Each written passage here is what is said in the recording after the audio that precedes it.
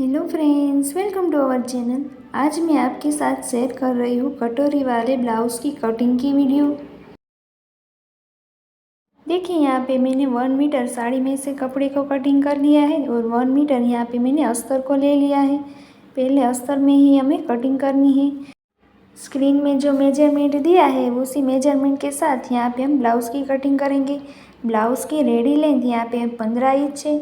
Chest है 42 inch, कमर है 36 inch, shoulder यहाँ पे हम 6 इंच लेंगे, आर्म होल भी 6 इंच लेंगे, नेक की चौड़ाई 2 इंच लेंगे, फ्रंट नेक डीप 6 इंच रखेंगे, बैक नेक डीप यहाँ पे 10 इंच लेंगे। अब यहाँ पे अस्तर को देखिए, इस तरह से मैंने ओपन कर लिया है। फोल्डेड साइड यहाँ पे मेरी साइड है और यहाँ पे ओपन साइड है। अब सबसे पहले हमें बैक पार्ट को कटिंग कर लेना है। तो बैक पार्ट की यहाँ पे रेडी लंबाई 15 इंच थी। 1 इंच यहाँ पे हमें सिलाई मार्जिन के लिए ऐड कर लेना है, इसलिए यहाँ पे 16 इंच पे हम इस तरह से मार्किंग कर लेंगे। अब इसी मार्किंग के पास यहाँ से हम शोल्डर की मार्किंग कर लेंगे। तो यहाँ पे शोल्डर देखिए 10 इंच नेक डीप है, इसीलिए यहाँ पे हमें 6 इंच शोल्डर लेना है। अब यहाँ से ही हमें आर्म होल का मार्किंग कर लेना है। तो आर्म होल भी यहाँ पे हम 6 इंच रख रहे हैं। अब यहाँ से हम चेस्ट का मार्किंग कर लेंगे। तो यहाँ पे 42 इंच चेस्ट है, तो उसका चौथा हिस्सा यहाँ पे हमें लेना है। तो 42 इंच का चौथा हिस्सा यहाँ पे 10.5 इंच आएगा। तो 10.5 इंच पे यहाँ पे हमें चेस्ट का मार्किंग कर लेना है। अब यहाँ पे हम कमर का मार्किंग कर लेंगे। तो यहाँ पे हमारी 36 इंच की कमर है, तो उसका चौथा हिस्सा यहाँ पे 9 इंच आएगा। 9 इंच पे इस तरह से मार्किंग कर लेंगे और यहाँ पे हमें 1 इंच एक्स्ट्रा ऐड कर लेना है। बैक पार्ट में जो हम टक्स लेंगे उसके लिए यहाँ पे हमें 1 इंच एक्स्ट्रा ऐड कर लेना है। अब इस दोनों मार्क को इस तरह से मिला लेना है। अब यहाँ पे हम आर्म होल की गोलाई दे देंगे। तो बैक पार्ट में हमें 1.5 इंच पे मार्क करके आर्म होल की गोलाई देनी होती है। तो इस तरह से हमें आर्म होल की गोलाई दे देनी है। अब देखिए, यहाँ से हमें 2 इंच एक्स्ट्रा ऐड कर लेना है सिलाई मार्जिन के लिए, इसलिए 2 इंच पे इस तरह से मार्किंग कर लेंगे। दोनों मार्क को यहाँ पर मिला लेंगे। अब देखिए, यहाँ पे हमें नेक की चौड़ाई ले लेनी है। तो यहाँ पे हमारी नेक की चौड़ाई 2 इंच थी, तो हम 2 इंच पे इस तरह से मार्क कर लेंगे। और बैक नेक डीप यहाँ पे हमारा 10 इंच था, तो 10 इंच यहाँ पे मार्किंग कर लेंगे। नीचे की साइड यहाँ पे मैं नेक की चौड़ाई 3 इंच रख रही हूँ। 3 इंच तक इस तरह से लाइन ड्रॉ कर लेना है। अभी दोनों मार्क को इस तरह से मिला लेना है। अब यहाँ पे मैं राउंड शेप ड्रॉ कर रही हूँ, आप अपने हिसाब से कोई भी शेप ड्रॉ कर सकते हो। देखिए इस तरह से। अब यहाँ पे बैक पार्ट में हमारी इतनी ही मार्किंग होती है। पहले हमें ब्लाउज़ की लंबाई ले लेनी है, फिर शोल्डर, फिर यहाँ से आर्म होल की मार्किंग, फिर यहाँ से चेस्ट की मार्किंग, फिर यहाँ पे कमर की मार्किंग। 2 इंच एक्स्ट्रा सिलाई मार्जिन के लिए ऐड कर लेना है। फिर यहाँ से आर्म होल की गोलाई दे देंगे। फिर नेक की मार्किंग करके हमें बैक पार्ट में इतना ही मार्किंग करके बैक पार्ट को कटिंग कर लेना है। यहाँ पे मैं 42 साइज का ब्लाउज़ का कटिंग कर रही हूँ। आप अपने हिसाब से आपकी जो साइज़ हो उसका मार्किंग करके आप इसी तरह से कटिंग कर सकते हो। अब देखिए, बैक पार्ट की कटिंग हो गई है। अब बैक पार्ट को हमें इसी तरह से सामने की पार्ट में रख लेना है। हम डायरेक्ट फैब्रिक में ही ब्लाउज़ की कटिंग करेंगे, यहाँ पे हम पेपर का भी उपयोग नहीं करेंगे। अब देखिए, यहाँ पे आधे इंच पे मार्क कर लेंगे हुकाई पट्टी के लिए। यहाँ पे इस तरह से स्ट्रेट लाइन ड्रॉ कर लेंगे। अब यहाँ पे कटोरी का टॉक्स लेने के लिए 1.5 इंच एक्स्ट्रा ऐड कर लेंगे। 1.5 इंच पे इस तरह से मार्क करके यहाँ पर भी लाइन ड्रॉ कर लेंगे।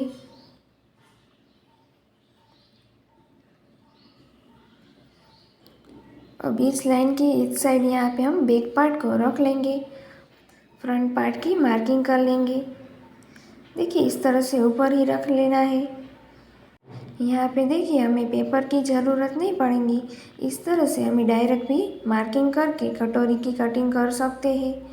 हमें दूसरी कटोरी की भी कटिंग नहीं करनी पड़ेगी, इसमें ही हम कटोरी की कटिंग भी कर लेंगे।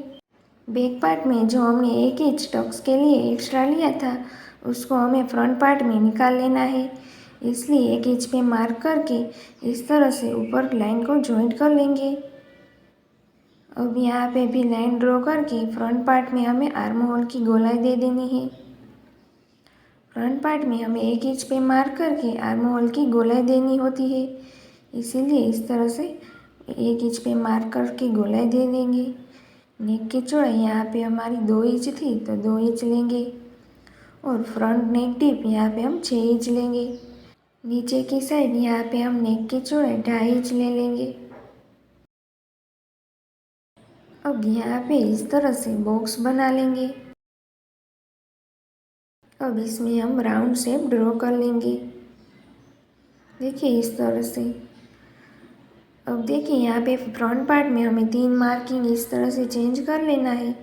फिर यहाँ पे हम बेल्ट का मार्किंग कर लेंगे, तो 3.5 इंच पे बेल्ट का मार्किंग करेंगे। इस साइड बेल्ट का मार्किंग हम 4 इंच पे कर लेंगे। अब देखिए 1 इंच हमने माइनस करके ही निशान लगाना है।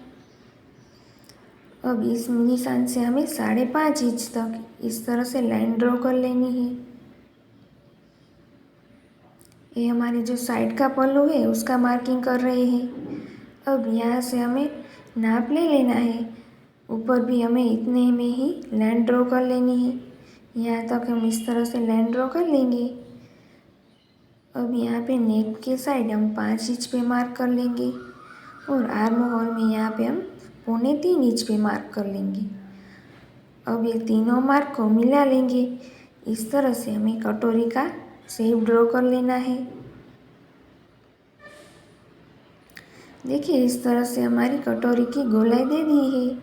अब नीचे की साइड से हमें आधा इंच ऐड कर लेना है और यहाँ पे देखिए 8 इंच आ रहा है, तो उसका आधा यहाँ पे हम इस तरह से मार्क कर लेंगे। यहाँ तक हम सीधी लाइन ड्रॉ कर लेंगे।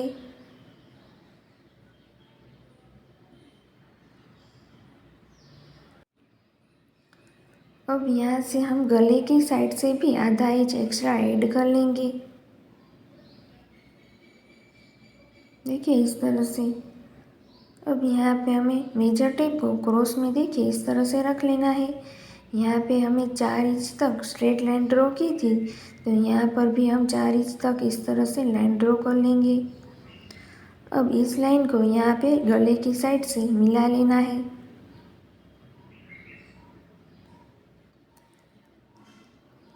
देखिए इस तरह से हमारी परफेक्ट शेप में कटोरी ड्रॉ हो गई है। अब मैं सभी माप आपको फिर से बता देती हूँ। देखिए यहाँ से हमने 5.5 इंच लिया था, 1 इंच माइनस करके हमें 5.5 इंच पे मार्क करना है। फिर यहाँ से हमें हुकाई पट्टी को माइनस करके 8 इंच आया था, तो उसका आधा 4 इंच पे मार्क कर लेना है। फिर यहाँ से हमें 4 इंच मार्क किया था, तो यहाँ क्रॉस में भी हमें 4 इंच तक की लाइन ड्रॉ कर लेनी है। अब यहाँ पे गले की साइड से आधा इंच बढ़ा लेना है, यहाँ पर भी लाइन को ड्रॉ कर लेंगे। फिर यहाँ पे राउंड शेप कटोरी का दे देंगे और यहाँ पे देखिए इस मार्किंग के साथ यहाँ पे हम कटिंग भी कर लेंगे।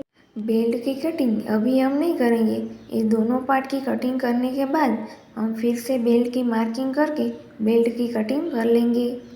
अभी हम बेल्ट की कटिंग करते हैं तो हमारा बेल्ट छोटा हो जाएगा।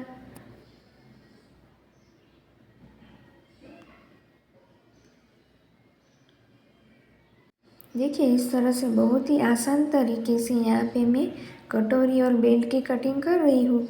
यहाँ पे न ही मैंने पेपर का यूज़ किया और ना ही यहाँ पे मैंने दूसरी कटोरी की कटिंग करनी पड़ी। अब हम इस फैब्रिक में से बेल्ट की कटिंग कर लेंगे। तो देखिए इस साइड हमारा 4 इंच का बेल्ट था, तो आधा इंच सिलाई मार्जिन के लिए ऐड करके 4.5 इंच पे मार्क कर लेंगे। यहाँ पे 3.5 इंच था, तो 4 इंच पे मार्क करके इस तरह से सीधी लाइन ड्रॉ कर लेंगे। देखिए यहाँ पे हमें गोलाई देने की ज़रूरत नहीं पड़ेगी।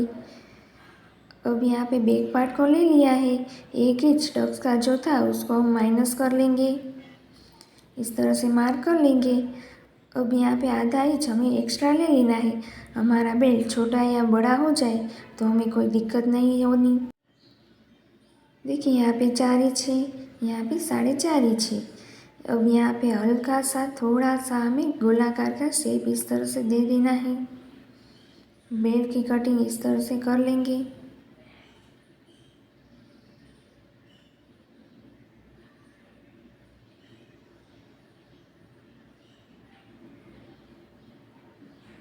देखिए इस तरह से बेल्ट का भी कटिंग हो गया है। अब हम बैक पार्ट में नेक का भी कटिंग कर लेंगे।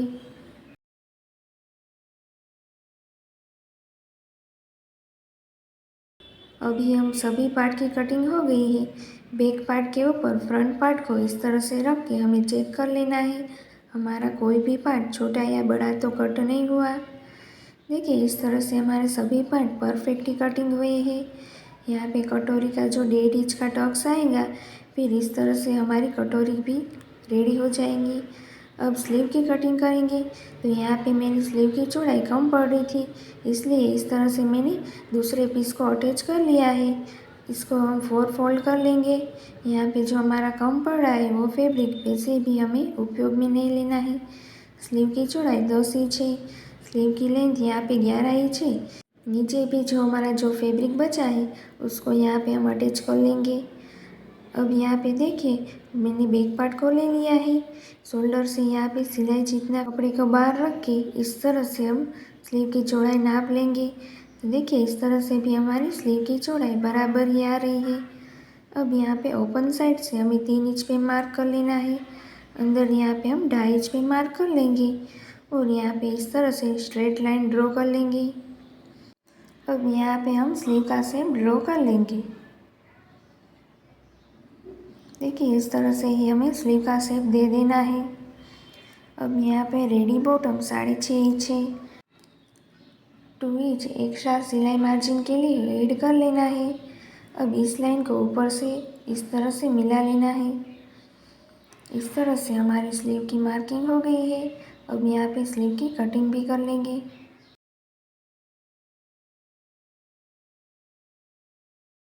यहाँ पे इस तरह से कट लगा के स्लीव को ओपन कर लेंगे और यहाँ पे हम फ्रंट पार्ट के लिए भी स्लीव का शेप दे देंगे।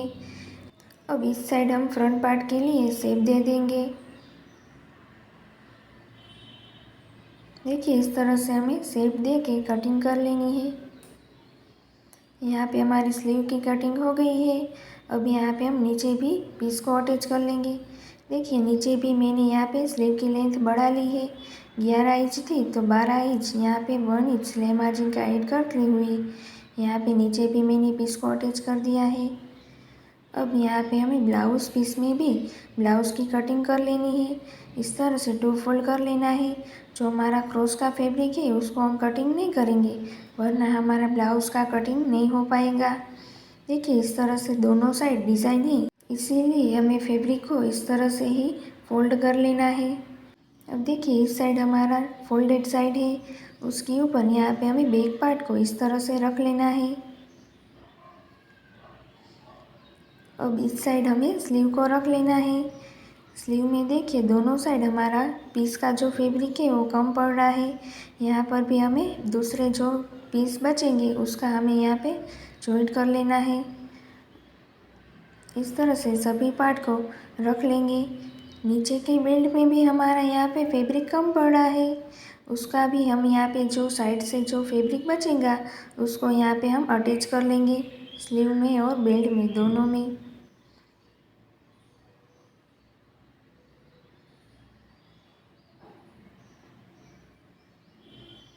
अब यहाँ पे नेक की कटिंग अभी नहीं करेंगे, स्टिचिंग करते समय करेंगे।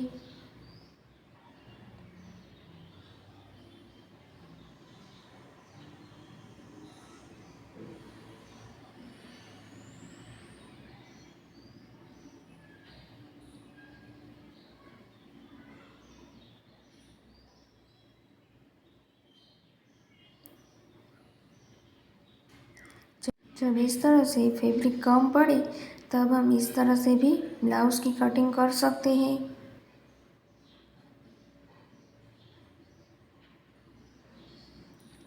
अब यहाँ स्टिचिंग करते समय हम स्लीव में और बेल्ट में दोनों में पीस अटैच कर लेंगे।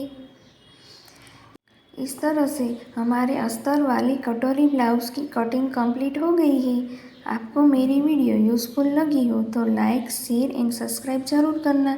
Thank you for watching.